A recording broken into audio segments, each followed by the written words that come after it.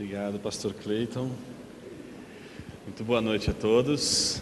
É uma alegria poder retornar aqui à Escola Charles Spurgeon, mais uma vez. Um lugar que tem sido já uma referência no nosso contexto brasileiro, em termos de uma teologia sólida, com um conjunto de palestras que, publicadas no YouTube, tem abençoado a igreja no Brasil inteiro. Eu viro e mexe, eu estou andando em algum lugar e alguém sempre fala daquelas palestras daquela semana da inteligência humilhada aqui. E aí a gente vê o alcance que a escola está tendo essa oportunidade a partir dos vídeos e da divulgação do pensamento e da teologia no ambiente da internet. Então, eu estou muito feliz de retornar aqui, principalmente para falar sobre um assunto que é quente, porque a gente está perto aí das eleições, e ao mesmo tempo refletir nesse contexto representa uma oportunidade excelente para a gente, no calor dessa experiência que a gente está prestes a vivenciar, que é de escolher o nosso candidato, votar, etc., a gente pensar qual é o papel do cristão na esfera pública, em especial na política. E para isso a gente vai refletir da seguinte maneira. Hoje eu vou me dedicar a falar um pouco sobre cosmovisão. Algumas coisas a gente falou exatamente na última aula do Inteligência Humilhada. Eu vou relembrar aquela última aula que foi dada, alguns pontos, acrescentando outros que dizem respeito ao nosso assunto dessa série de palestras sobre cosmovisão e política. Amanhã e sexta-feira a gente vai se dedicar explicitamente e exclusivamente à política, obviamente levando em consideração o conflito de cosmovisões. Por isso que eu vou precisar relembrar o conceito de cosmovisão, para que amanhã a gente possa já dar esse passo importante do ponto de vista da análise das ideologias e das cosmovisões políticas que servem para a gente de alguma forma como uma espécie de lente para ler o mundo, a realidade, a moral, a ética, o mundo à nossa volta. Eu queria, em primeiro lugar, que você observasse comigo um pouco essa imagem.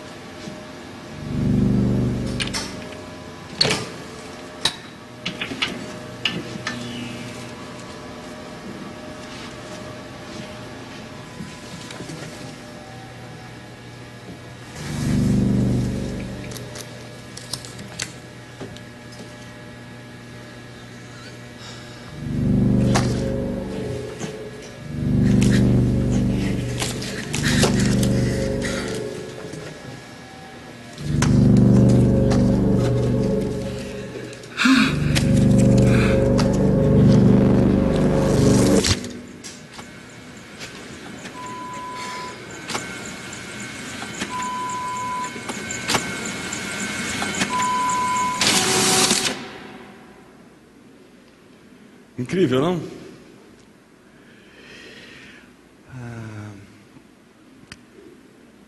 O que é isso que dentro do homem parece ser um abismo, chamando e convocando para a corrupção?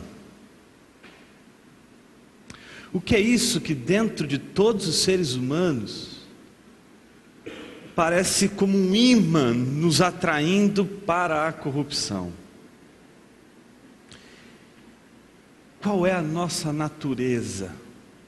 O que ela nos diz sobre o homem? O que a Bíblia fala sobre a nossa natureza? De onde vem a corrupção? Por que os homens se corrompem? Por que os meios ilícitos atraem tanto os homens? Por que os caminhos mais fáceis, mais ligeiros, porém desonestos, parecem ser atrativos para o ser humano? Tem um livro recentemente publicado pela Publicações Transforma, de um indiano. Ele é da escola de Labri, do Schaeffer. Chama-se Vishal Mangalwadi. Ele escreveu esse livro chamado Verdade e Transformação. Ele conta que ele leva a filha dele para passear com ele e passar uns dias na Holanda. E eles vivem na Índia numa situação bastante limitada do ponto de vista financeiro e numa comunidade que a gente chamaria uma comunidade de base, uma comunidade carente, onde eles estão acostumados a viver. Só que agora ele está de férias com a filha na Holanda. E uma das coisas que chama a atenção da filha dele, quando eles vão comprar o leite, não tem nenhum vendedor. Está ali as garrafas de leite e tem um pratinho. Você coloca ali o dinheiro e pega o seu leite e vai embora. E ela ficou surpresa, porque não tem ninguém fiscalizando, porque não tem ninguém vendo. Eu me lembro que quando eu fui com a minha família para a Alemanha, por ocasião do doutorado, uma das coisas que mais chamou a atenção da gente foi algo semelhante: não ter catracas nos transportes públicos, não ter um cobrador num ônibus, num metrô, num trem, tudo livre. Tem simplesmente ali um bilhete que você compra, mas você tem que ficar com esse bilhete com você. E de repente pode aparecer um guardinha lá, né, e pedir para você o bilhete. E se você não tiver o bilhete, é uma multa de 60 euros. Né? Então, todo mundo anda com o seu bilhete. O interessante é que dentro dos próprios meios de transporte, como ônibus, metrô, trem, já tem uma maquininha, que se você, por exemplo, não comprou a passagem, se você entrar no trem ou no ônibus, você pode comprar ele no próprio trem, no próprio ônibus. Então o que a gente via era que todos os dias as pessoas entravam e todo mundo vai lá e paga, mesmo que não passe um cobrador. Eu me lembro que a gente passou 6 meses usando metrô e trem, indo de casa para todas os outros bairros e lugares da cidade onde a gente estava, que era a colônia, e a gente não foi abordado por um segurança, mas a gente viu todo mundo ia lá e pagava. Qual é a nossa cabeça? O que a gente pensa? Imagina um negócio desse no Brasil. O Vishal Mangalwadi, ele disse que contou essa história para uns amigos. E ele contou essa história lá na Indonésia. E um egípcio riu e disse assim para ele: nós somos mais espertos do que os indianos. Pegaríamos o leite, o dinheiro e também as vacas.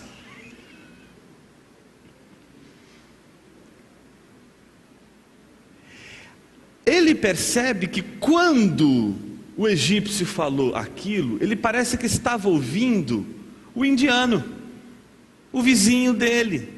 E quando eu li isso aqui pela primeira vez, eu vi muito de nosso contexto brasileiro. E aí eu prestei atenção numa coisa que ele vai dizer, eu queria que você prestasse atenção.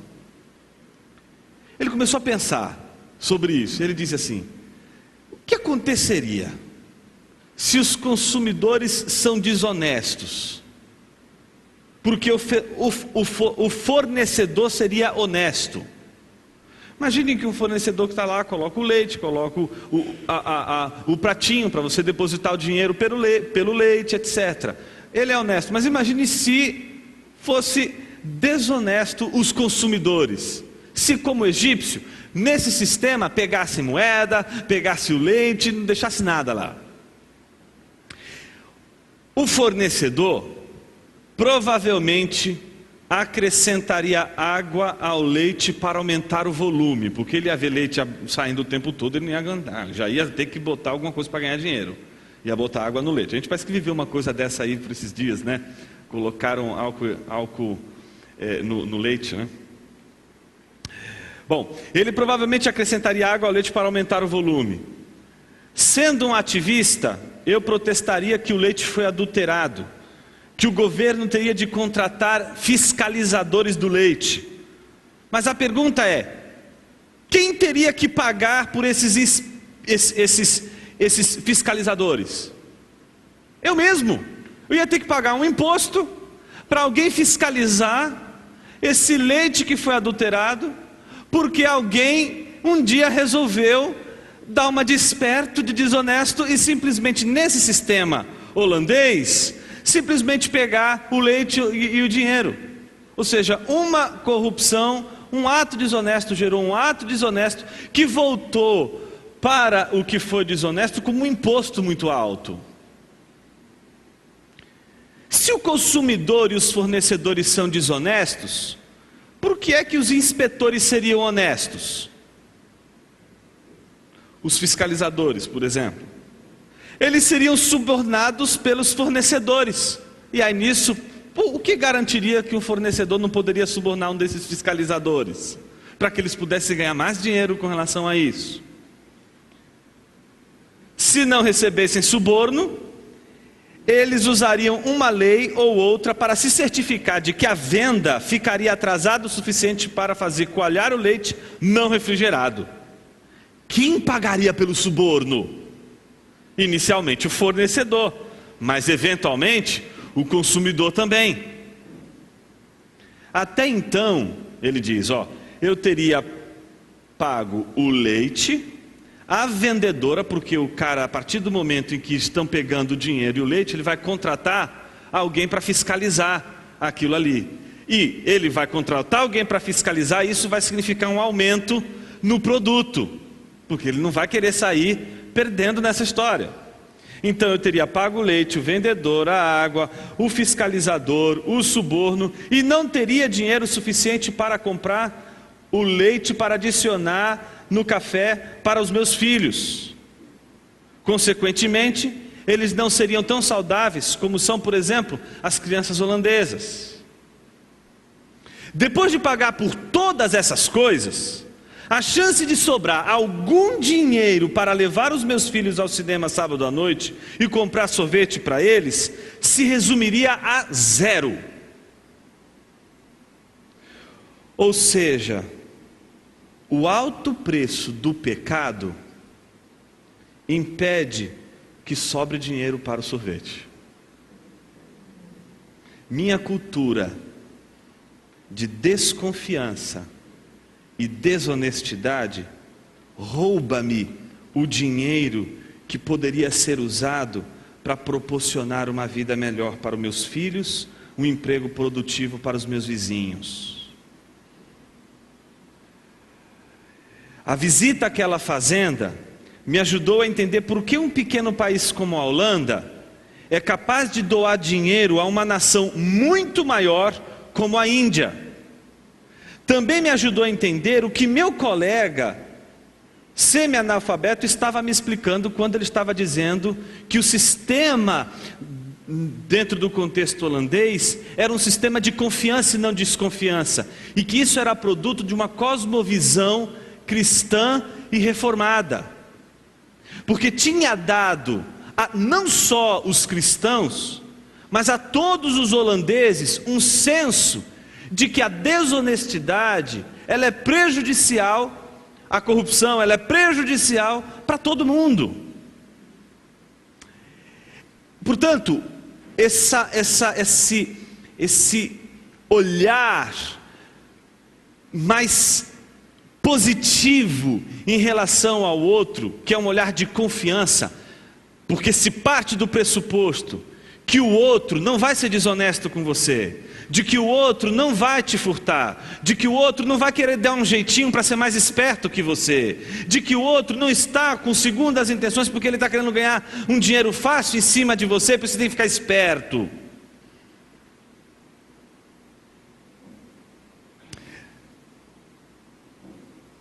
Ele poderia dizer, esse amigo, que os especialistas econômicos evitam discutir, e aí o ponto fundamental, que a integridade moral é um grande fator por trás do sucesso socioeconômico e também político de um país.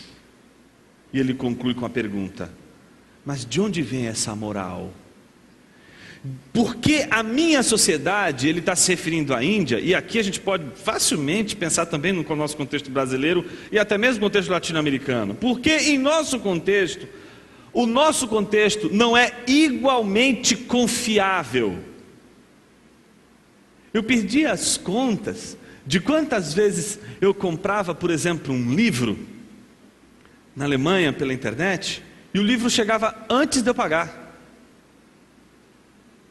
De onde vem essa cultura de que existe uma confiança de que você vai honrar o seu compromisso e não o contrário, de que você vai falhar, de que você não vai ser honesto com as contas? De onde vem essa moralidade? De onde vem essa perspectiva e essa confiança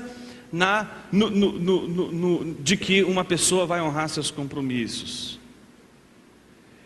Ela vem quando os valores de uma sociedade, e esses valores morais, eles estão fundamentados por uma visão de mundo sólida e fundamentalmente baseada no cristianismo, portanto numa cosmovisão bíblica.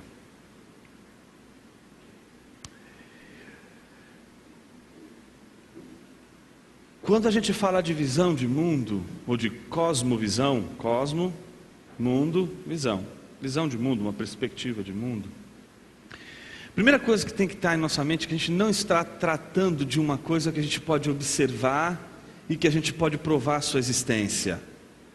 Todo mundo que estuda teoria de cosmovisão sabe que é um elemento que a gente pressupõe, mas ao mesmo tempo a gente não consegue avaliar uma cosmovisão como a gente consegue avaliar um texto. Porque o que é uma cosmovisão? O que é uma visão de mundo? Uma visão de mundo não é uma espécie de livro que você vai numa livraria, escolhe o livro, compra, e aí a partir daquele momento você vai ter essa cosmovisão, como você tem um livro quando você compra.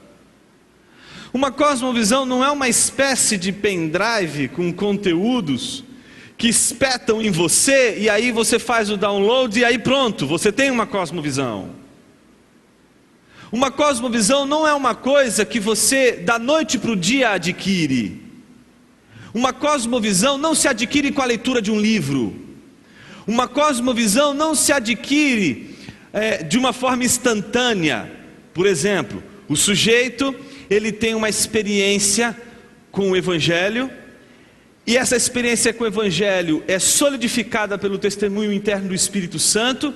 Ele vivencia a conversão por obra da graça de Deus, tem a experiência do arrependimento, e etc. Mas isso não significa que a cosmovisão dele seja já cristã. Está entendendo? Porque uma cosmovisão cristã, uma cosmovisão leva tempo para ser formada na vida de alguém. Esse, na verdade, é um dos pontos-chave que Paulo vai lidar na igreja de Colosso, com os colossenses. Quando ele vai dizer lá que Deus, nos transportou do império das trevas para o reino do Filho do seu amor. Lembram isso? Colossenses 1,17. Lembram disso? Quando Paulo diz isso, num primeiro momento a gente poderia achar o seguinte: Paulo está dizendo isso, olha, você estava aqui, Deus pegou você, como peguei esse livro, e fez isso. Pegou de um lugar e colocou no outro. No entanto, não é bem isso o que Paulo está dizendo mais do que isso. Não é simplesmente você tirar você de um lugar e colocar você num outro lugar. A palavra ali usada por Paulo é a palavra usada na jardinagem, que é tirar uma planta com raízes de um lugar e plantar com estas raízes em outro lugar. Isso significa que existem dois terrenos. Um terreno que essa planta está habituada, é a cultura dela, é o contexto que ela viveu desde o dia que ela nasceu. Aquilo ali está impregnado em sua vida.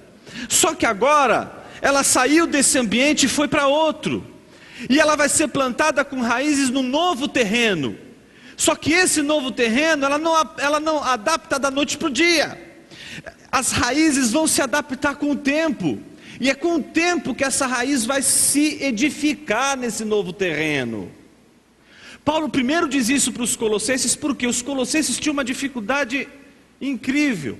Diferente de um judeu cristão que já partia de uma relação teorreferente, ou seja, de ter Deus como referência para a vida, de ter a obra de Cristo como referência para a vida, o colossense, ele tinha como referência a si mesmo, ele era ego-referente, ele tinha apenas a si mesmo como referência. Então, por exemplo, nas relações entre marido e mulher, pai e filho, filho e pai, senhor e escravo, escravo e senhor, o que mediava essas relações e a referência da mediação dessas relações não era Deus, eram eles mesmos. Então, por exemplo, como é que eu vou estabelecer a referência da minha relação com a minha mulher? Minha felicidade e meu prazer. Se eu estou me sentindo bem, se eu estou me sentindo feliz, ponto. Então, o que Paulo vai dizer é que as mulheres, no caso, elas devam ser submissas aos seus maridos. Não porque isso dá prazer para elas, mas como convém ao Senhor.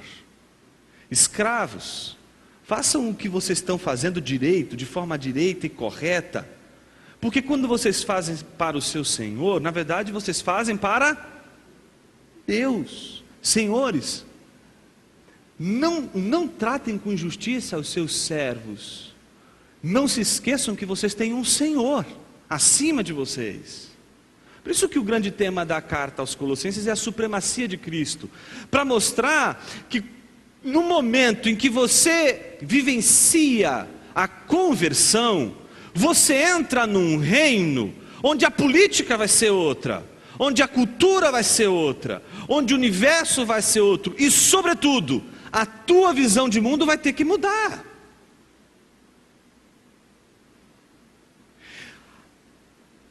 Note que a visão de mundo é como um óculos, certo? Como um óculos. A lente é o que você vê? Não. O óculos é bom quando você nem percebe a sua lente. Porque o que você quer, na verdade, é ver as coisas. A lente é apenas aquilo pelo que você vê e não aquilo que você vê. Por isso, a gente tem que se perguntar o seguinte, olha só, presta atenção no que eu estou dizendo. Todas as vezes que você tem uma ação, que você realiza uma ação, seja ela boa, seja ela má, seja ela uma ação desonesta, seja ela uma ação honesta, seja um ato corrupto, seja um ato sincero de honestidade, todos esses atos, você não realiza pensando de uma maneira extremamente analítica e extremamente racional. Mesmo porque você às vezes não tem, e na maior parte das vezes não tem tempo para pensar. Você simplesmente age. As coisas vão acontecendo e você vai tomando as suas decisões. Você vai tomando os rumos. Você vai fazendo o que tem que ser feito. Esses atos todos que você vai fazendo, eles estão sendo realizados exatamente com base em um critério que você e eu possuímos em nossa visão de mundo internalizada, da qual muitos de nós não temos consciência, mas é por causa dela que determinadas coisas são valiosas e outras coisas não são valiosas. Então, por exemplo,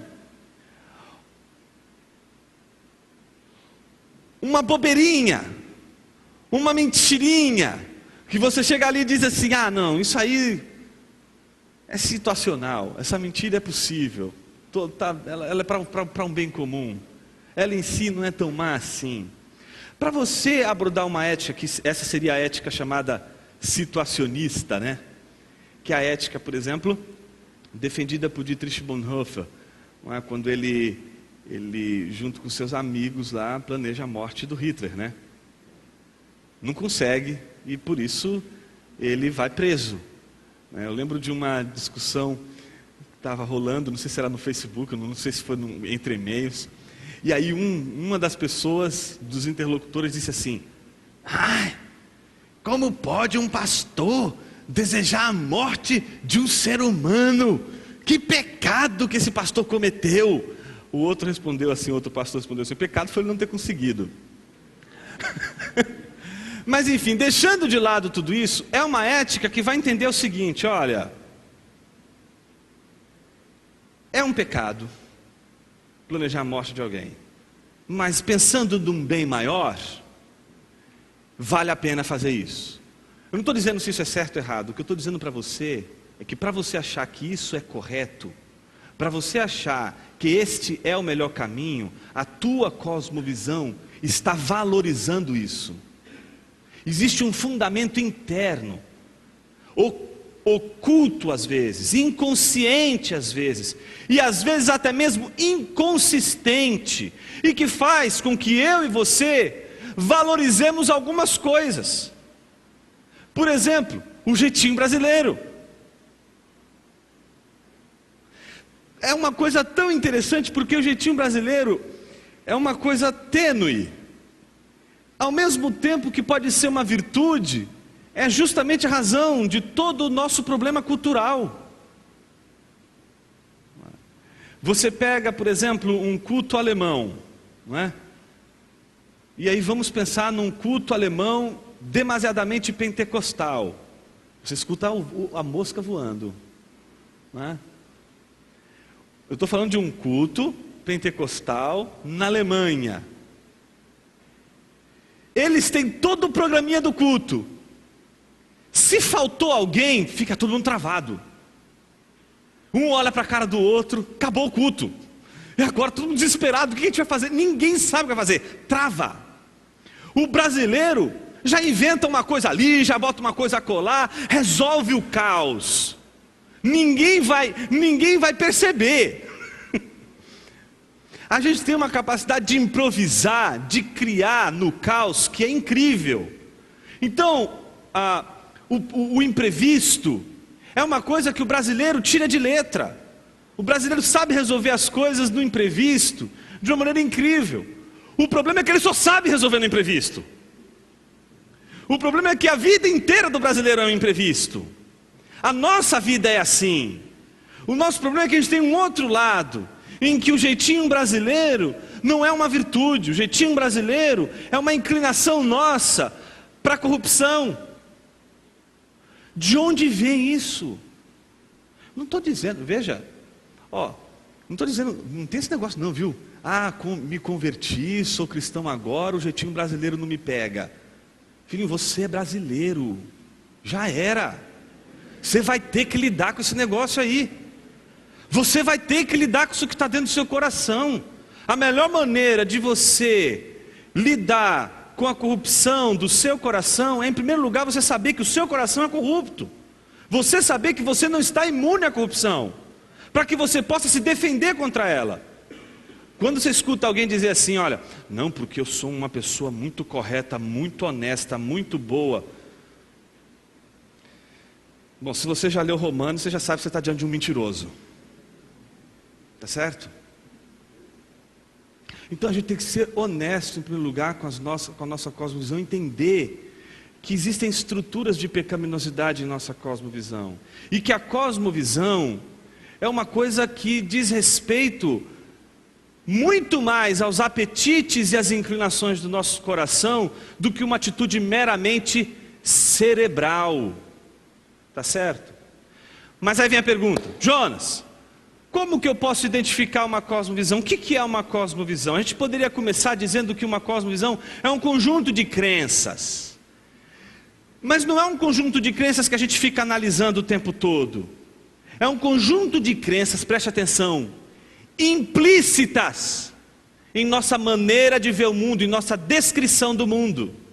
Então veja só, basta você me dizer o que é o mundo, o que é a vida, para que serve a vida, para que serve o trabalho, por que você tem que trabalhar tanto, qual é o significado da morte, o que acontece com você depois que você morre, e você vai me dar, quando você descrever essas situações, a tua cosmovisão, minha, não é? Ouse, de alguma forma, fazer a tua história, escreva a tua história, dê o tom que você quer para a vida.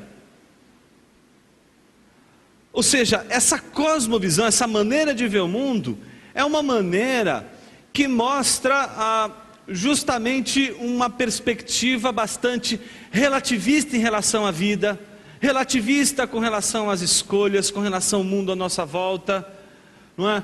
É uma perspectiva também sem um lugar para chegar. Tá certo? Uma vez que você não tem um paradigma, uma vez que você escolhe o caminho e que não existe um caminho que lhe é dado, a grande pergunta é, bom, mas se eu escolho esse caminho, onde esse caminho vai dar? Tanto é que o outro passageiro, quando percebe que entra na conversa do motorista com o jovenzinho, o motorista pergunta, onde você quer descer? E ele diz assim, bom, não sei, não é? Então chega uma hora que o outro passageiro diz o seguinte, olha, vira ali, acolá, bababá. Ele perguntou, onde que isso vai dar? O motorista diz, olha, não importa onde isso vai dar. O que importa é que onde isso chegar, isso pode mudar radicalmente a tua vida. Ou seja, a ideia de que em algum momento as nossas escolhas também trazem implicações para a nossa vida. Cada escolha que você faz, ela determina o curso e o rumo da sua vida. Nessa visão de mundo, Deus está fora. Nessa visão de mundo não existe um padrão absoluto, onde Deus diz o que é o caminho certo, qual seria o caminho correto. Percebe que é uma outra cosmovisão. E aqui eu queria colocar uma nota de rodapé. Às vezes a nossa maneira de lidar com as pessoas é uma maneira muito insensível. Nossa pregação, nossa evangelização e nossa apologética, nossa defesa da fé, ela se torna sempre insensível quando a gente tem um entendimento equivocado e subestimado da cosmovisão de alguém. Quando a gente entende que todos os seres humanos têm uma cosmovisão, que essa cosmovisão ela é construída ao longo da vida, a tua família, o teu pai, ou se você não viveu com seus pais, se você viveu no orfanato, se você não viveu no orfanato, se você viveu na rua, a maneira como você viveu, o lugar que você cresceu, como você cresceu, as pessoas com quem você se relacionou, até hoje, foram fundamentais para a determinação dessa visão de mundo que você tem. Por isso uma cosmovisão, presta atenção no que eu vou te dizer, isso é importante principalmente para as palestras de amanhã e depois de amanhã. Elas não representam atitudes mecânicas, cerebrais, elas são passionais, elas são afetivas.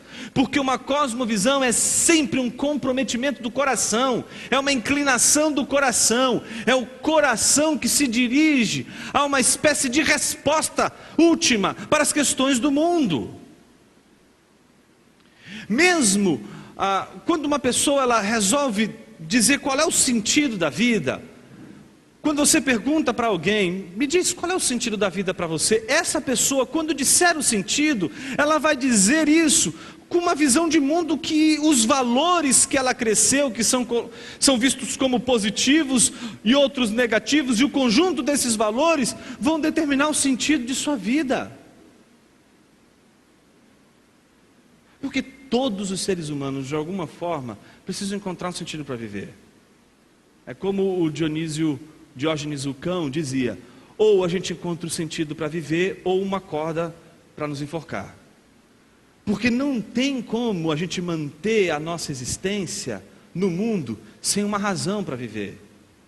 Mesmo aqueles que dizem e negam uma razão e um sentido último para a vida, são presas fáceis e explícitas dessa inclinação do coração para um sentido para a vida. Uma pessoa que olha para você e diz assim: a vida é um absurdo, não há sentido para a vida, não existe um sentido último para a sua existência.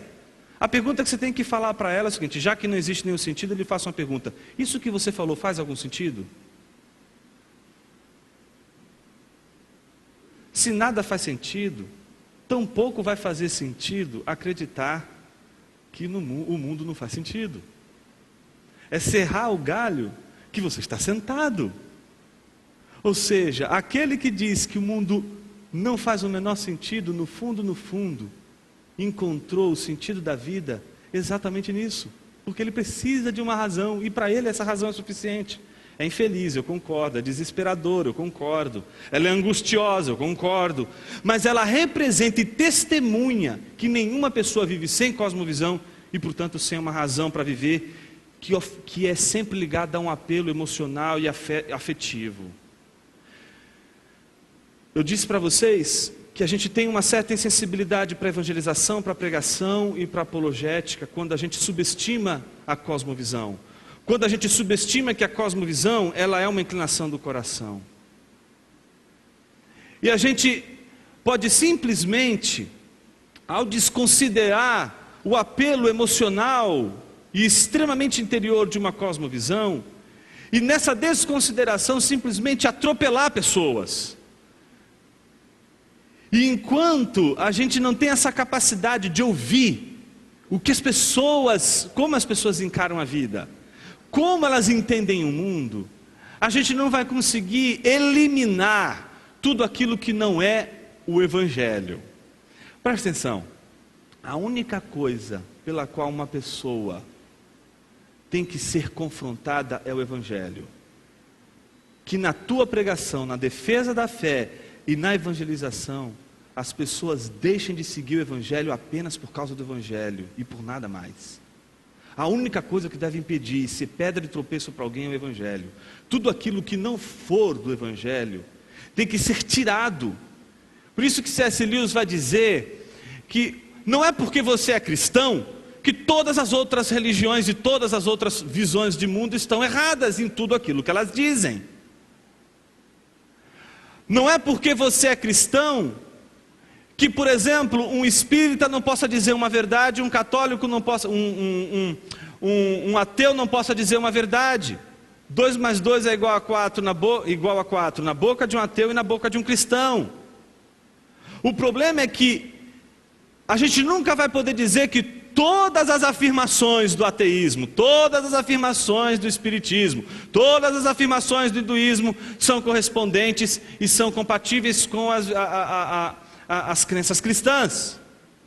O que Lewis vai dizer é o seguinte: se você é cristão, você não precisa ser inimigo de todo mundo, né? Que é o grande fenômeno do Facebook. O cara tem a experiência da conversão, né? Aí ele já fica inimigo de todo mundo e fica brigando com todo mundo no Facebook. A gente não precisa discordar de tudo, mas o Lewis vai dizer o seguinte: naqueles pontos em que o cristianismo diz X e as outras religiões diz Y, seja o cristianismo verdadeiro e todas as outras falsos. Então, nesse sentido, a gente precisaria tirar do campo tudo aquilo que seria secundário e permitir que o nosso interlocutor tivesse um encontro meramente com o Evangelho. Meramente com o Evangelho. Com aquele elemento fundamental da nossa cosmovisão, que descreve o mundo em 3 etapas: criação, queda e redenção. Daqui a pouco a gente vai ver isso. James Sire, ele faz uma definição interessante de cosmovisão. Ele diz o seguinte: uma cosmovisão é um compromisso, uma orientação fundamental do coração, que pode ser expresso com uma narrativa ou um conjunto de pressuposições. Essas suposições, elas podem ser verdadeiras, parcialmente verdadeiras ou inteiramente falsas. Ou seja, uma pessoa pode ter uma cosmovisão, que é um conjunto de crenças, que elas podem ser verdadeiras, em alguns casos parcialmente verdadeiras, e em alguns casos elas podem ser inclusive falsas. Mas ela é sempre uma inclinação do coração. Por isso, todas as vezes que você questionar a cosmovisão, um elemento, uma crença fundamental da cosmovisão de alguém, você vai estar mexendo com o coração de alguém. Por isso não adianta você evangelizar, mexer na cosmovisão de alguém e depois esperar que essa pessoa olhe para você e diga assim: ai, que lindinho, você é tão maravilhoso, você destruiu minha cosmovisão, muito obrigado. É claro que a reação vai ser antagônica, é claro que a reação vai ser contrária, é claro que a reação vai ser uma reação de contraponto. É claro que a pessoa não vai gostar do que você vai dizer, e aqui por dentro você deveria ficar feliz e não triste, decepcionado. Ah, eu acho que eu fui incompetente. Para a gente ser incompetente, a gente precisaria melhorar muito, porque no caso da pregação do Evangelho, não é nossa competência, é sobretudo a graça divina e o testemunho interno do Espírito. Não acredite você que é por causa de sua excelente oratória e o seu poder de persuasão que foi exatamente a razão pela qual uma pessoa entregou a sua vida para Jesus. Se um dia alguém entrega-se a Jesus com o coração arrependido, foi porque em primeiro lugar ele foi ferido por Deus e não por você. Ele teve uma experiência com o Espírito Santo de Deus e não com a sua oratória. É claro que a sua oratória, tudo o que você fez, facilitou o encontro com o Evangelho.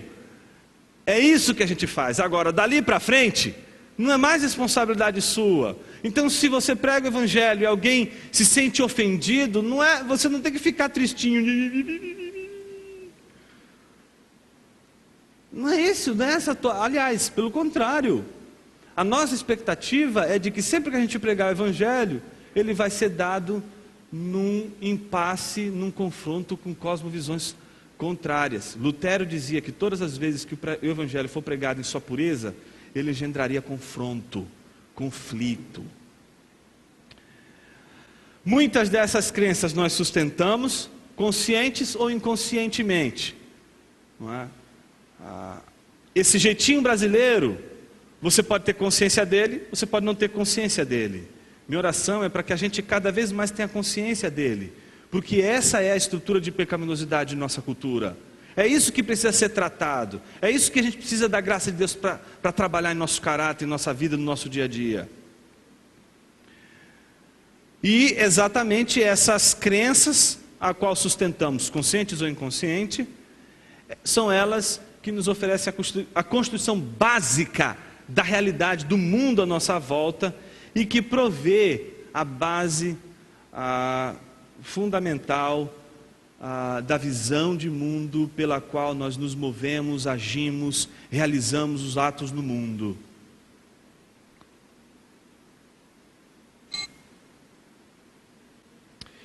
Bom, a gente já sabe que temos uma cosmovisão, a gente já sabe que a cosmovisão é uma implicação, é uma inclinação do coração, mas a gente também já sabe que a gente vive não num contexto de cosmovisão, mas de cosmovisões. Portanto, num contexto pluralista. Vivemos num mundo cheio de cosmovisões. E estas cosmovisões não vivem harmonicamente. Como diz Thomas Sowell, num livro chamado Conflito de Visões, publicado pela Realizações, lá ele diz que o mundo que a gente vive é um mundo onde as cosmovisões estão em conflito. Elas estão, não é, em contradição, em confronto o tempo todo. Só que o Brian Walsh, que escreveu esse livro aqui, ó, A Visão Transformadora, Moldando uma Cosmovisão Cristã, ele diz uma coisa muito interessante sobre a cosmovisão no ambiente pluralista. A gente vai ver isso aqui e aí a gente faz em seguida o intervalo. Não é? Imagine que a gente vive no nosso contexto, no meio de diversas cosmovisões, ok? Diversas visões de mundo, diversas perspectivas de mundo. A maior parte dessas cosmovisões, elas são consideradas minoritárias.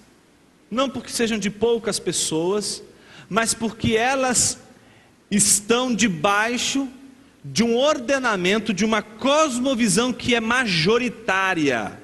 Então existe uma diferença entre cosmovisão majoritária e uma cosmovisão minoritária. O que é a cosmovisão majoritária? A cosmovisão majoritária não é a cosmovisão da maioria das pessoas de um país ou de uma sociedade, mas é a cosmovisão que ordena essa sociedade.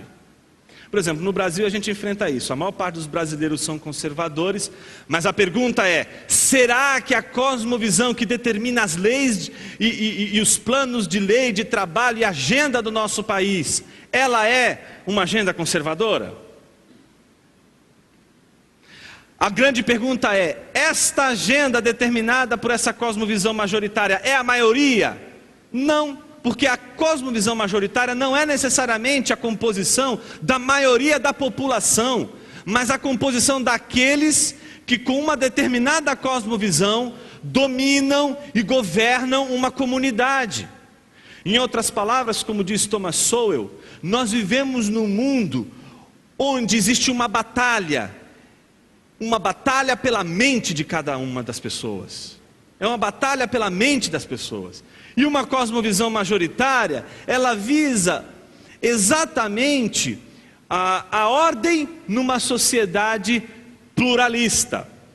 Imagine, essa teoria do Walsh é bem interessante, porque imagine se só existissem cosmovisões minoritárias. A gente estaria diante de uma guerra de todos contra todos, todo mundo ia matar todo mundo. A cosmovisão majoritária, ela é necessária para estabelecer a paz e a ordem e as relações entre as cosmovisões minoritárias. Suponhamos que a gente esteja numa cultura, cuja a cosmovisão majoritária seja relativista e secularista. Relativista porque não acredita que exista um princípio absoluto que determine a natureza universal do que é certo e do que é errado. Secularista porque separa as coisas da religião das coisas daquilo que não seria a religião, dizendo que religião é uma questão de foro íntimo e que na esfera pública, aquilo que é religioso, as questões religiosas, a sua crença religiosa, não joga papel fundamental nas decisões. Suponhamos que a cosmovisão majoritária do nosso país seja esta. Cosmovisões como, por exemplo, comunidade budista, uma comunidade reformada, uma comunidade de católicos, uma comunidade, sei lá, que mais aí? De indígenas, LGTBS, XYZ. Todas estas comunidades que têm seus interesses, a comunidade neo-ateísta, ainda que seja pequena, quase invisível, está presente. Ainda que essas comunidades elas estejam em conflito, quando elas entram em um conflito direto, quem é que vai ordenar a relação entre essas cosmovisões em conflito? Segundo Walsh, vai ser a cosmovisão majoritária. Então, esta cosmovisão majoritária, relativista e secularista, se estiver diante de uma comunidade cristã conservadora, que é contra o casamento homoafetivo, e outra comunidade que é pró o casamento homoafetivo, de pessoas do mesmo sexo, tá certo? Se você simplesmente está diante de um processo como esse, é esta cosmovisão majoritária a responsável por trazer a possível solução para esse impasse entre essas duas cosmovisões. Olha o que o Brian Osher diz: cosmovisões minoritárias e comunidades alternativas sempre estão presentes em qualquer sociedade. Qualquer sociedade vai ter, principalmente esse contexto pluralista das grandes metrópoles. Quando a sociedade manifesta uma pluralidade de cosmovisões, ou seja, uma diversidade de cosmovisões, de visões de mundo, sempre aparecem problemas, não é? Isso só não acontece na igreja, porque todo mundo na igreja pensa igualzinho. Então nunca ninguém na igreja acontece problemas dessa ordem.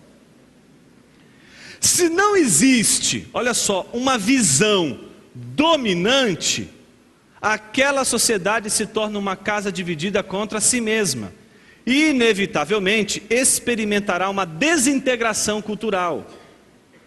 Porém, quando há uma posição majoritária, quando uma cosmovisão domina as outras, a cultura deve lidar com as minorias de algum jeito. De alguma forma, essas outras comunidades minoritárias, elas precisam ser levadas em consideração na avaliação.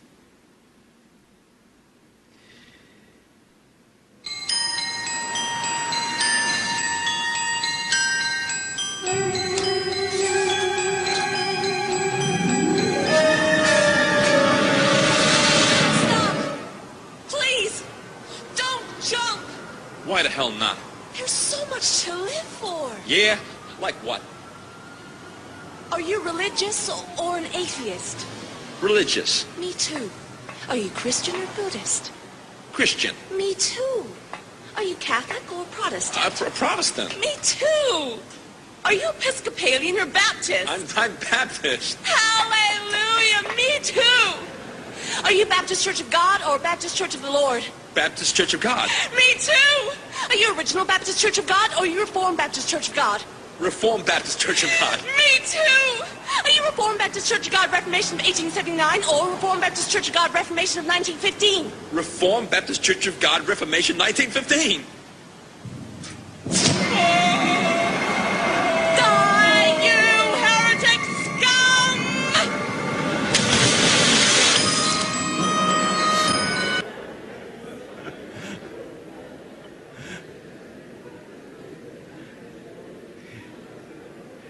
A gente nunca vai conseguir resolver tensões como essas sem mediações, sem mediadores. Note que cada ponto em comum que ela vai tendo com o rapaz suicida, né? Ela vai se aproximando, né? Então, cada vez que a gente concorda com alguém, qual é a nossa tendência? Se aproximar. Concordou? Se aproximou.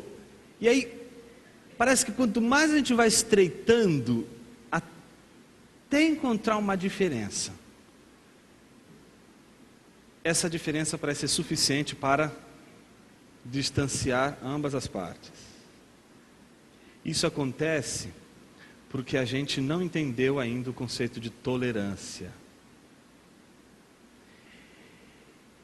E se a gente fala tanto sobre tolerância, é porque tolerância não é uma coisa que está clara para todo mundo. As pessoas acham que tolerar alguém é concordar. Então, tolerar é encontrar pontos em comum. Então, o que significa tolerar uma cosmovisão diferente da minha? Como disse C.S. Lewis, encontrar os pontos em comum. Então, encontrar os pontos em comum nunca vai colocar a gente em conflito. É a experiência do cara que vai pregar o evangelho e o cara quer só encontrar os pontos em comum. O cara vai olhar e falar assim: pô, mas isso eu também acredito. Isso também eu acredito. Isso também é maravilhoso. Mas qual a diferença entre o Evangelho e o que eu estou vivendo hoje? Enquanto essa diferença não for apresentada, a gente não vai experimentar a experiência da tolerância. Se a gente entender tolerância como acordo entre pontos em comum, a gente simplesmente não entendeu o que é tolerância. Você não precisa tolerar e jamais vai tolerar aqueles com quem você comunga os mesmos pensamentos. Você não tolera aquele que tem a mesma ideia que a sua, porque simplesmente não é necessário tolerar. Só é necessário tolerar aquele que pensa diferente de você.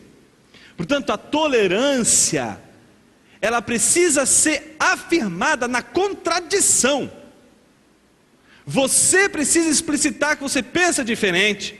O seu interlocutor precisa explicitar que ele pensa diferente. E ambos têm que tolerar um e o outro. É o que acontece, por exemplo, no ambiente extremamente tolerante das nossas universidades. O professor vai lá, começa a falar sobre felicidade, aí um aluno levanta a mão e diz assim: mas professor, isso que o senhor acabou de dizer, esse entendimento que Schelling tem da felicidade é muito semelhante ao do budismo. E o professor, admirado, diz: é mesmo, o budismo é uma coisa muito linda, e tem muito a ver com o que Schelling diz mesmo.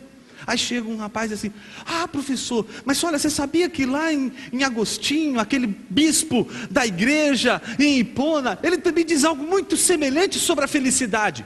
O quê? Bispo cristão? Meu filho, você está numa universidade, você tem que aprender a tolerar os diferentes, então por favor, fique quieto. É mais ou menos assim o ambiente tolerante das nossas universidades. Você vai ser tolerado desde que você não coloque o teu ponto de vista, que historicamente parece ser um ponto de vista antagônico ao ponto de vista hegemônico da universidade secularizada e relativista. Estou dando aqui apenas um exemplo de que tolerância não tem nada a ver com pensar igual. Tolerância tem a ver com assumir posições de conflito e de distanciamento, onde existe uma ideia X, uma ideia Y, e essas duas ideias são incompatíveis. Porém, a gente precisa repensar a estrutura de crença. E aí, nesse sentido, Ronald Nash, ele tem muita coisa para contribuir para a gente, porque toda a estrutura de crença, toda a estrutura de apreensão da realidade por uma visão de mundo, ele vai dizer que é sempre baseada num princípio racional, e ela tem que ser baseada, no mínimo, no princípio da contradição, ou seja, uma coisa não pode ser verdadeira e falsa ao mesmo tempo. Ou ela é verdadeira ou ela é falsa. Uma coisa não, uma afirmação, uma crença, por exemplo. Então, nesse sentido, um está afirmando, outro está negando. Gente, eu não posso, quem está afirmando e quem está negando, afirmar que os dois são verdadeiros. Um vai estar dizendo a verdade e o outro vai estar dizendo a falsidade. Então, o fato de você admitir que há um conflito entre duas crenças, e que você tem que tolerar crenças contrárias, não significa tão pouco que você está dizendo que todas as crenças são verdadeiras. De que mesmo quando você tolera uma crença contrária, isso não significa que, portanto, você está dizendo que a outra crença que é contrária à sua é verdadeira, ou que a sua crença é verdadeira. A questão da verdade é de uma outra instância. Então, nesse sentido, a gente precisa repensar as nossas categorias no que diz respeito ao debate. Porque não tem como, gente, fazer política sem debate de ideias. E quando a gente debate ideias, a gente debate aquelas ideias que estão pautadas em nossa cosmovisão. E quando a gente discute com alguém ideias pautadas em cosmovisões, essas discussões são sempre acaloradas. Tem gente, eu não entendo, tem gente meio doida nesse mundo, quer discutir, quer debater ideias que vão mexer com a cosmovisão cristã, e elas não querem, tem que ser frio, calculista, não pode. Gente, está mexendo com o coração, está mexendo com tua cosmovisão. É claro que num debate você pode expor com toda a maneira, com toda a convicção que você tem. No entanto, o ponto não é esse. O ponto está exatamente em como lidar com as cosmovisões diferentes do cristianismo, sabendo que o cristianismo é a verdade de Deus, não só para os cristãos, é a verdade de Deus para todo o centímetro quadrado da existência humana. De que a sua cosmovisão cristã, ela não diz respeito apenas à tua vida privada, mas diz respeito à esfera pública. Como lidar com uma cosmovisão que fala do mundo, no mundo que não dá voz, mas a uma cosmovisão cristã? Como lidar não somente com um conflito em relação à cosmovisão cristã, mas sobretudo com a hostilidade em relação à cosmovisão cristã. Essa hostilidade, ela está presente nos diversos campos de atuação política, social, econômica, cultural, principalmente aqui pensando no nosso contexto brasileiro. Em que medida a gente pode, e quais seriam os parâmetros para a gente entender quais são os limites desse debate? Até que ponto a gente pode debater? Até que ponto a gente, e é relevante para o cristão, viver na sociedade?